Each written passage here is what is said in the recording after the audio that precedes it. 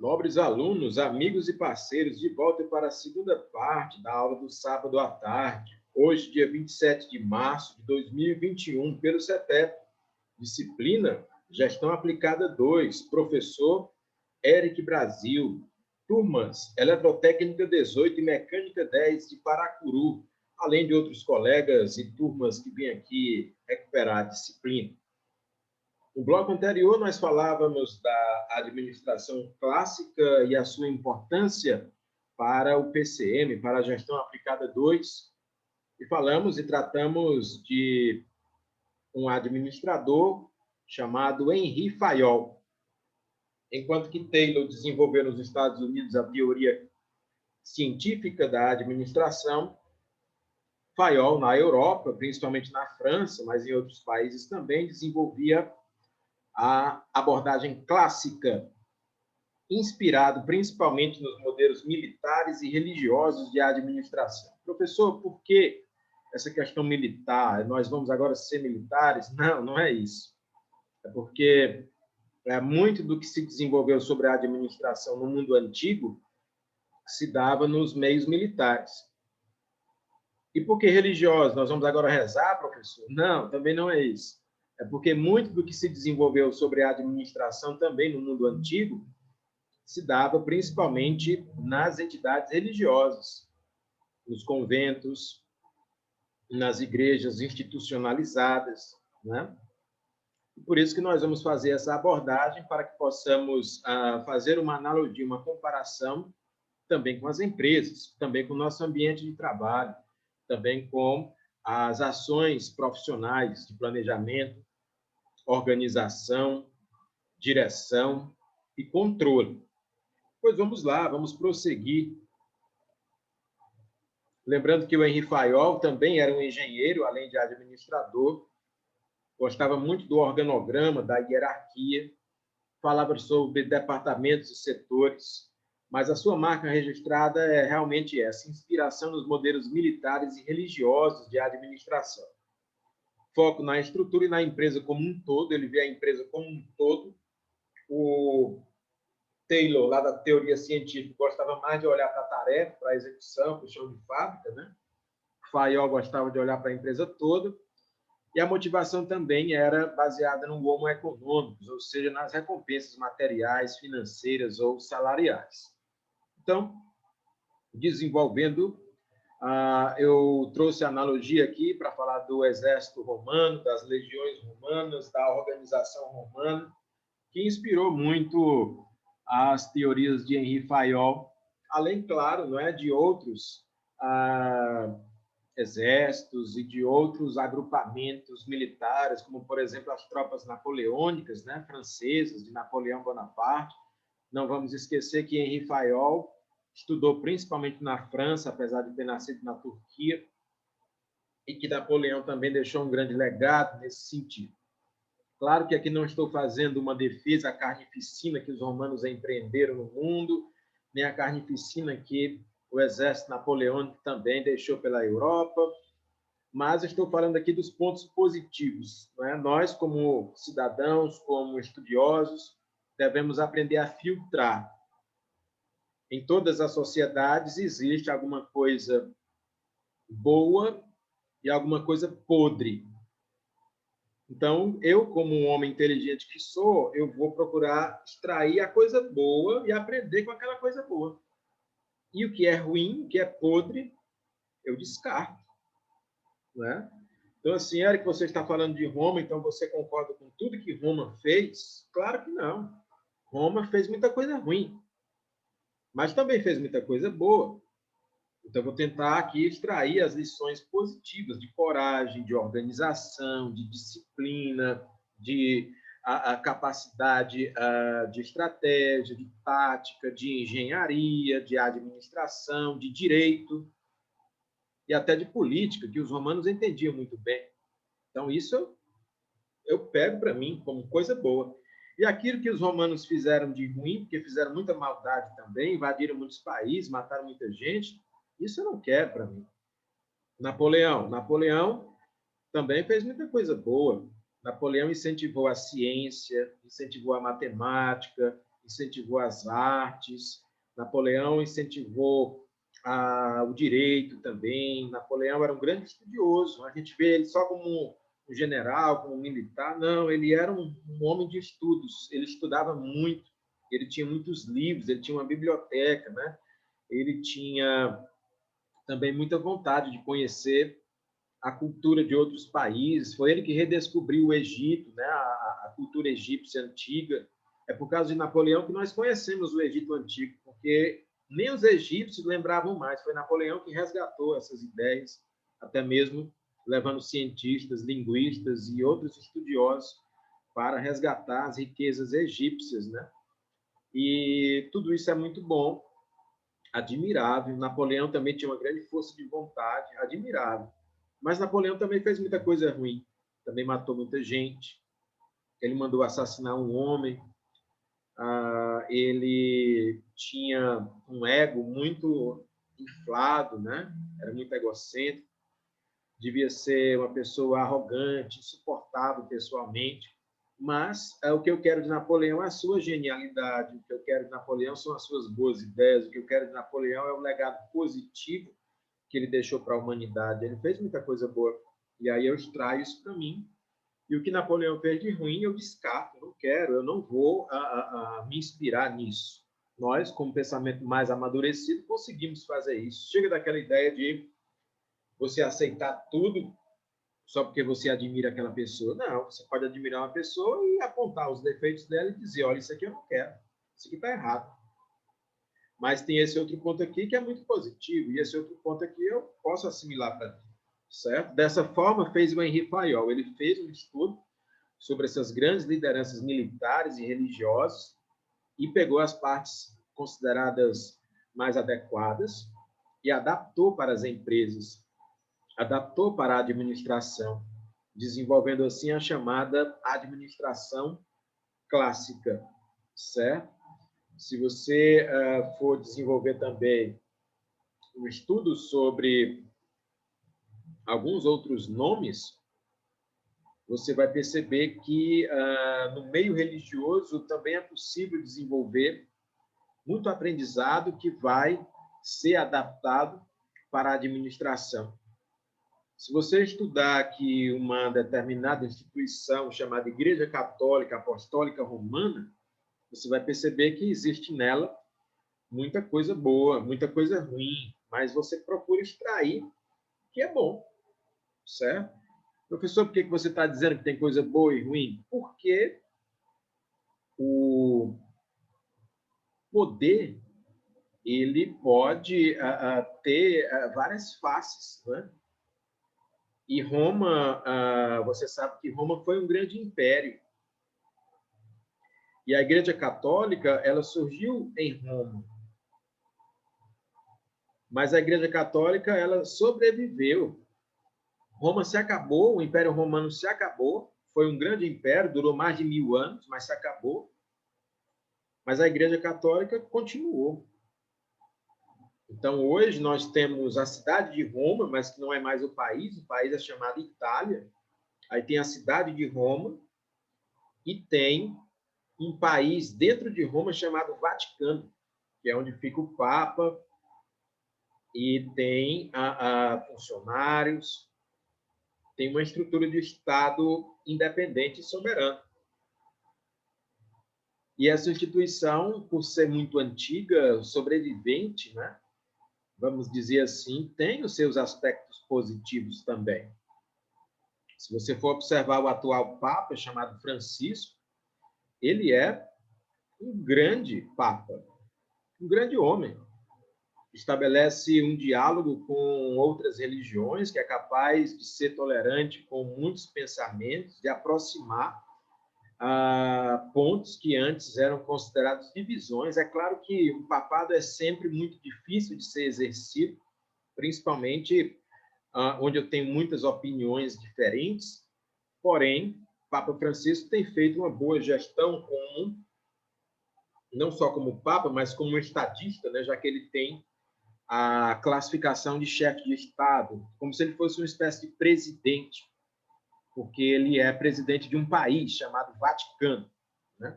além de ser chefe da Igreja Católica. Então, ele tem também aí, além de administrador e chefe religioso, ele também tem uma função diplomática muito importante, certo?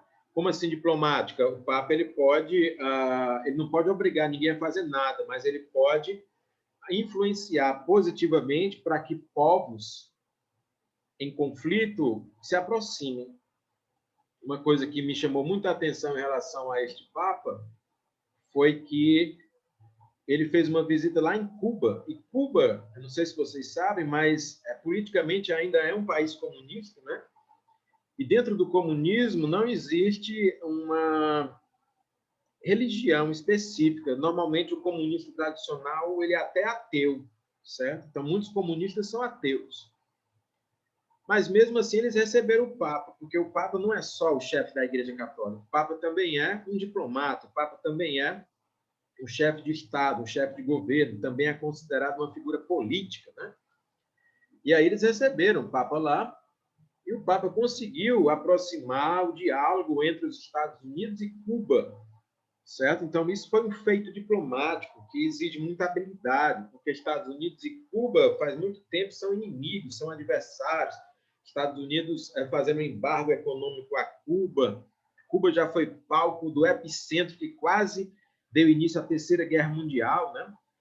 O mundo quase entrou na Terceira Guerra Mundial a partir de Cuba. Não sei se vocês lembram, mas quando existia ainda a então União Soviética, a União Soviética instalou mísseis nucleares em Cuba, que era sua aliada, apontando diretamente para Miami. Miami fica bem pertinho de Cuba. Então, qualquer míssil que fosse disparado de Cuba chegaria rapidamente aos Estados Unidos. E se isso acontecesse, a Terceira Guerra Mundial ia começar, né?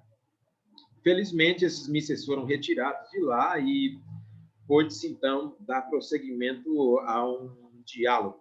Mas o que eu quero dizer com tudo isso é que as lideranças religiosas têm muita influência, certo? Principalmente aquelas ligadas a religiões mais institucionalizadas. Como assim? Religiões que têm uma estrutura que não é apenas espiritual, mas que também acabam influenciando o mundo no sentido dos seus comportamentos, né? E isso, obviamente, pode ser observado. Se você verificar a Igreja Adventista, por exemplo, se tiver aqui, né, adventistas, meu grande respeito, porque algo que me chamou muita atenção nessa religião foi a capacidade organizacional e administrativa que eles têm. Vocês percebem que os adventistas se planejam muito bem, se organizam muito bem, dirigem muito bem, controlam muito bem. Eles têm até um grupo juvenil chamado Os Desbravadores, né, que faz um trabalho semelhante aos escoteiros, que aí é uma boa formação para a juventude. E tudo isso se assemelha a uma empresa, se assemelha a uma organização e pode servir como inspiração, certo? E por aí vai. Temos muitas organizações religiosas, por exemplo, dentro do judaísmo, né? Falei aqui do cristianismo também, temos o budismo, e daí eu posso extrair lições que se aplicam para o mundo administrativo. Se você fizer comparações, nas religiões tem hierarquias, tem símbolos, tem missões. Nos exércitos também tem hierarquia, tem símbolos, tem missões. E nas empresas também tem hierarquia, tem símbolos, tem missões. Então, fica mais fácil para que você possa extrair elementos e para que você possa desenvolver a chamada administração clássica ou abordagem clássica da administração. Tá certo? Professor, mas significa dizer, então, que o Fayol ele dava preferência aos militares ou religiosos nas empresas? Não, não significa dizer isso. Significa apenas que ele buscava os elementos de planejamento, organização, direção e controle desses meios para inspirar as indústrias, o comércio, a prestação de serviço, ou as empresas que ele dirigia, né? Vide, por exemplo, que os exércitos têm, muitas vezes, missões. E essas missões, às vezes, elas têm a ver com ocupar territórios. As igrejas têm missões, e as missões têm a ver com catequizar ou com conseguir mais fiéis. E as empresas também têm missões que muitas vezes têm a ver com entregar um serviço ou produzir um produto e até mesmo estabelecer a conquista de novos clientes. Perceba que os exércitos querem territórios. Perceba que as igrejas querem fiéis. Perceba que as empresas querem mais fatias de mercado, mais clientes, mais lucratividade. Perceba que no exército eu tenho o general, perceba que na igreja eu tenho o papa, perceba que nas empresas tem o diretor-presidente, perceba que no exército tem o soldado, perceba que na igreja tem os fiéis leigos, perceba que nas empresas tem os operários, perceba que nos exércitos tem a figura do coronel, perceba que nas igrejas tem a figura do padre, do bispo, e perceba que nas empresas tem a figura do gerente, do supervisor. Então, se você for comparar de verdade, perceba que nos exércitos tem fardamento, perceba que em muitas religiões tem o paramento, a batina, a túnica sacerdotal, e perceba que nas empresas tem o uniforme, tem o crachá, tem a identificação. Perceba que exércitos podem ter bandeiras e símbolos. Perceba que religiões também têm símbolos, bandeiras ou marcas, e que as empresas também têm marcas, símbolos e identidade. Então, são muito mais parecidos do que nós pensávamos. Os exércitos, as igrejas e as empresas, pois todos são organizações, todos são instituições, e todos necessitam desses elementos administrativos. Fayol entendeu isso e aplicou no mundo empresarial. Certo? Alguma dúvida até aqui, meus amigos? Pergunta ou comentário? Professor, vou fazer Pode falar. Fazer só um comentário, como o senhor falou da Igreja Adventista.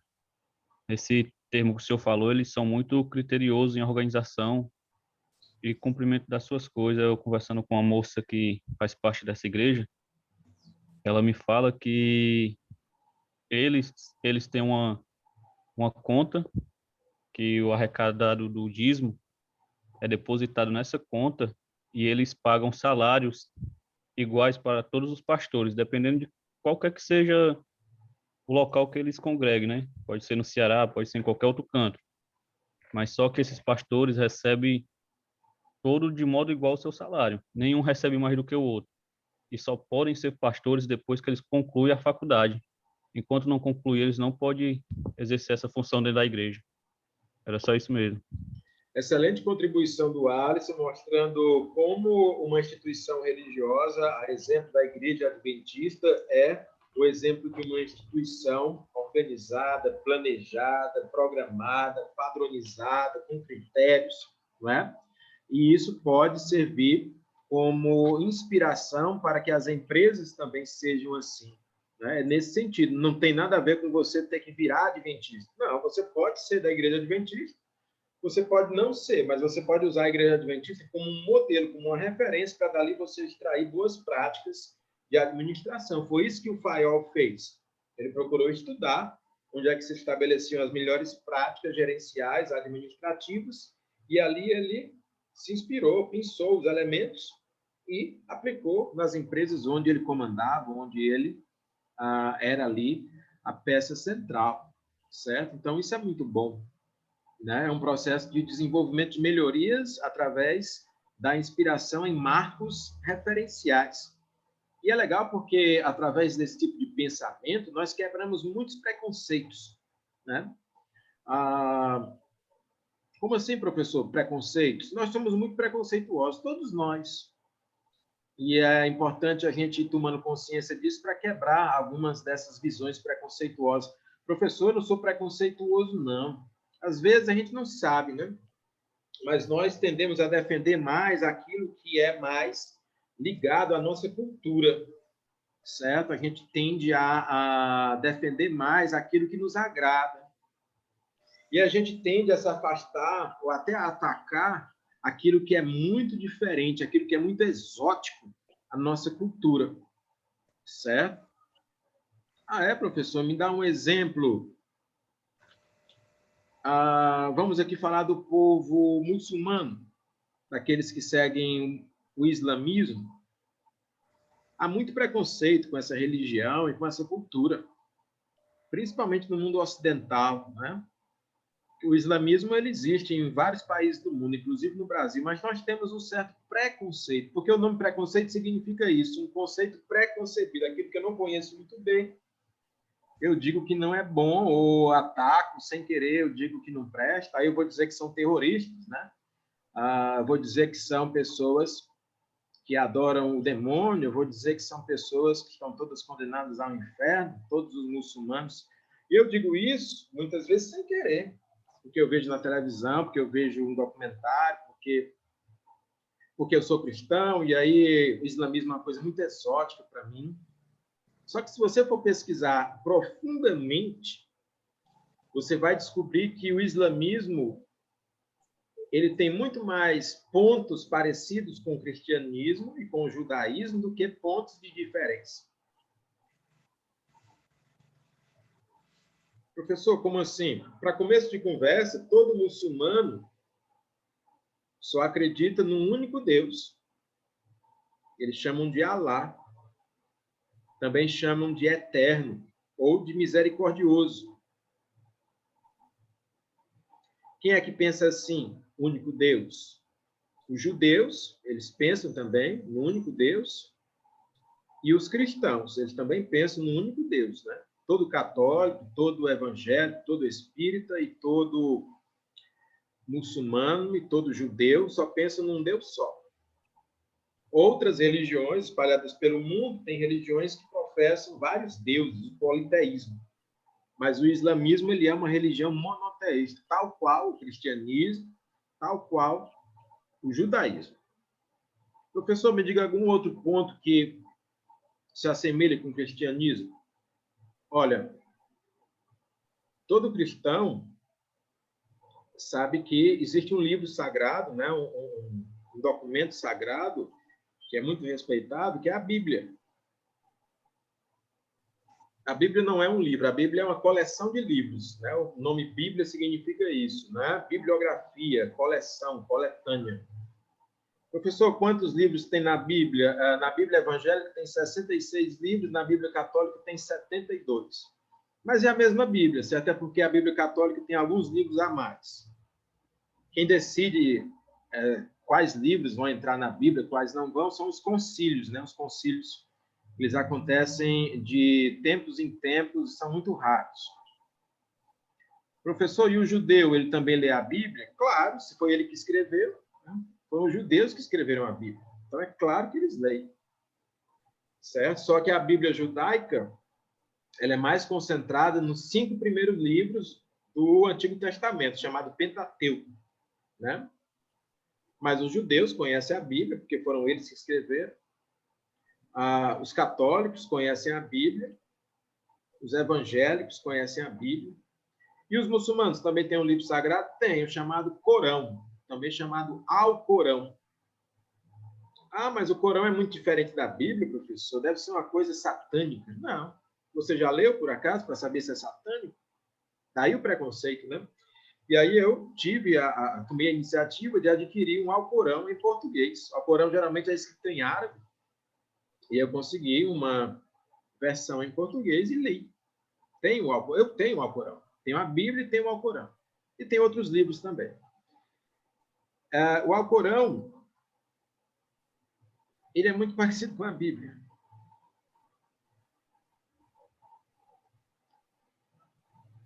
Eu até já citei isso na disciplina de ética, mas talvez alguém não tenha escutado, mas tem escrito assim: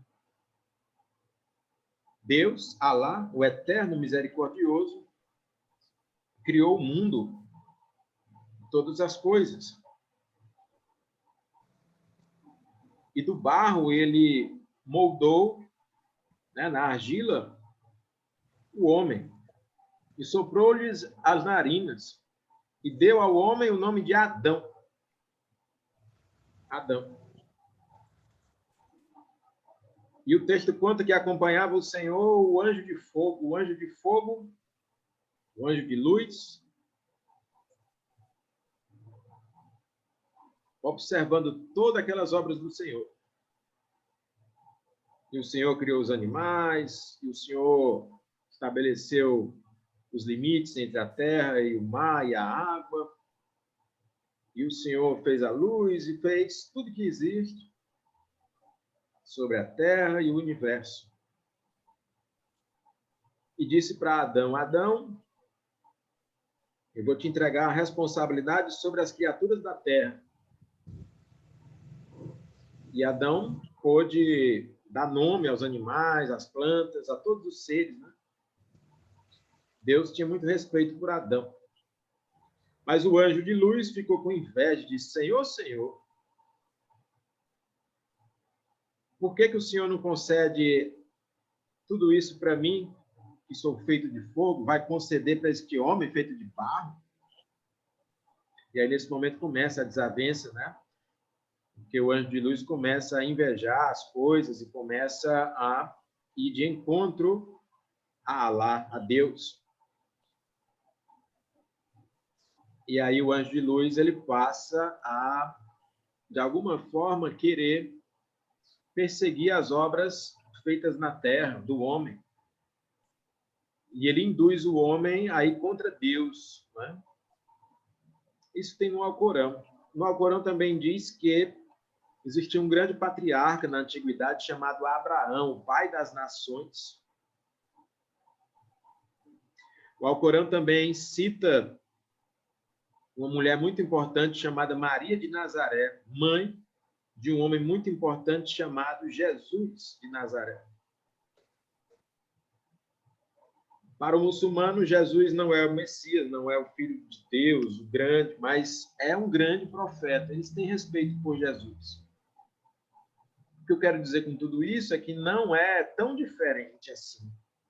Os muçulmanos também são monoteístas, também acreditam em Deus, também acreditam no primeiro homem chamado Adão, também acreditam que houve essa ruptura com o anjo de luz, que a gente chama de Lúcifer, também acreditam num patriarca chamado Abraão, certo? Então, assim, eles têm a visão deles de mundo e, às vezes, a gente, por não conhecer, não reconhece que eles são muito mais parecidos do que diferentes, são muito mais próximos do que separados. Eles são irmãos, apenas têm uma interpretação diferente da vida, certo? Mas a grande maioria dos muçulmanos, eles são da paz, do bem, são grandes comerciantes, são grandes administradores, são pessoas muito inteligentes. Se você for fazer uma pesquisa, vai descobrir que boa parte da matemática foi inventada pelos árabes, boa parte, não é, das obras de engenharia também. Muita coisa eles criaram. A medicina, eles também desenvolveram isso de maneira muito contundente, certo? E o Fayol, lá na administração clássica, ele percebia tudo isso, trazia para a administração esses elementos positivos, fossem eles do catolicismo, do mundo evangélico, do islamismo ou de outras doutrinas, né? Então, com essa visão mais limpa, mais aberta, o administrador, o gestor, ele consegue agir e ele consegue assimilar as boas práticas de cada cultura, de cada religião e até mesmo de cada organização. Alguma pergunta até aqui, meus amigos? Professor, Oi, Janilson. o Janilson aqui, eu não vi nenhuma curiosidade dos meus colegas em relação a esse assunto aí,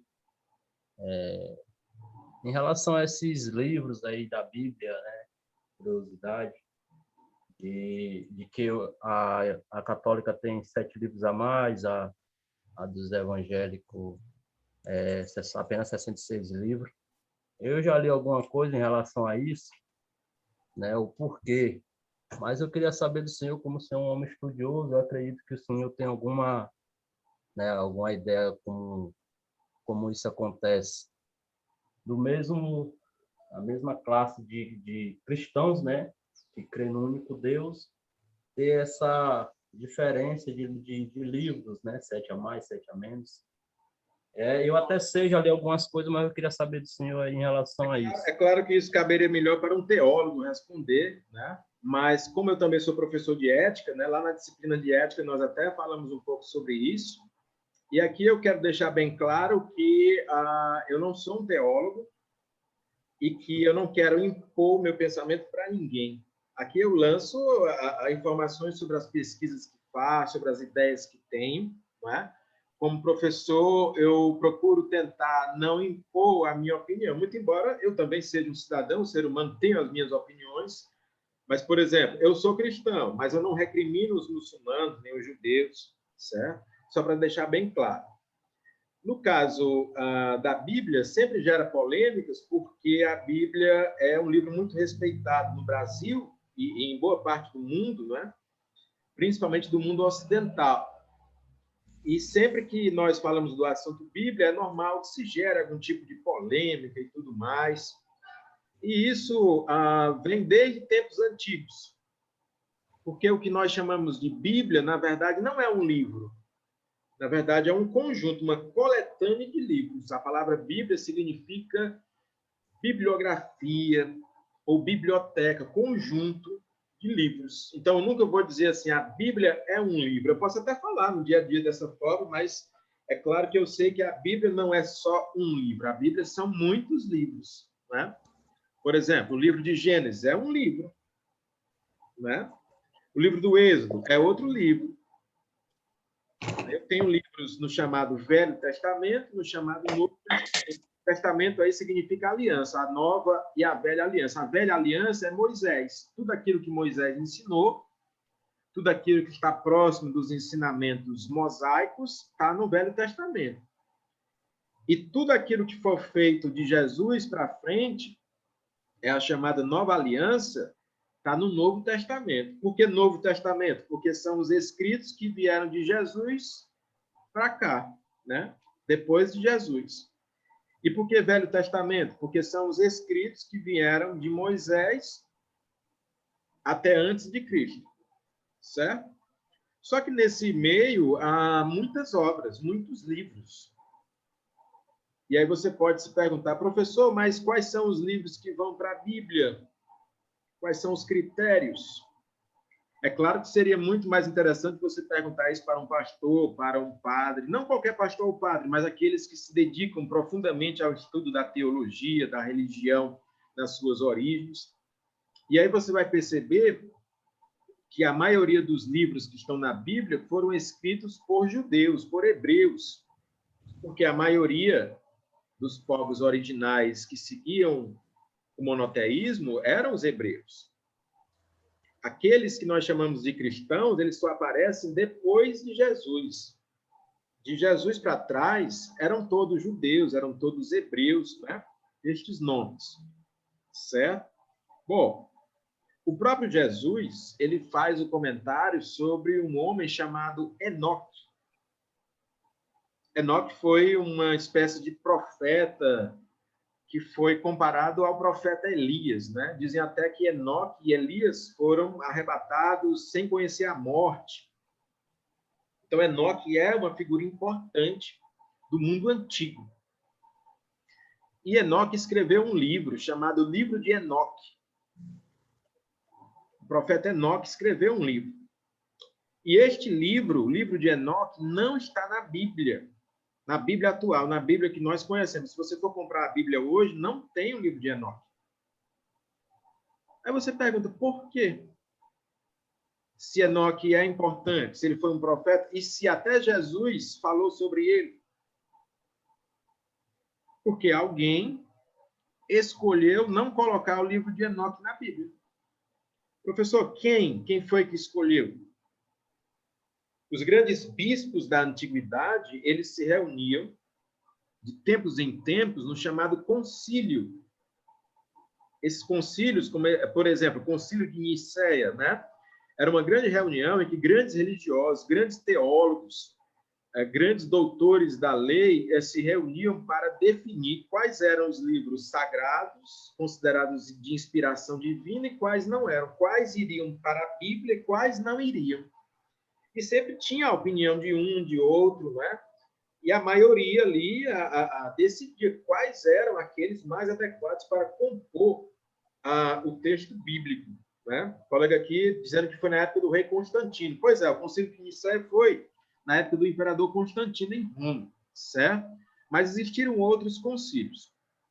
Eu vou encerrar essa reunião, daqui a 2 minutos nós voltamos, eu concluo as explicações, Janilson, mas só quero deixar bem claro que não estamos aqui para travar um debate religioso, nem impor ideias religiosas. Tudo isso que nós estamos falando só faz sentido se nós pudermos aplicar para as nossas vidas nas empresas, dentro do contexto da disciplina de gestão aplicada 2. Tá certo? Mas eu vou continuar. Daqui para título de conhecimento, professor. Tá certo. Volto já.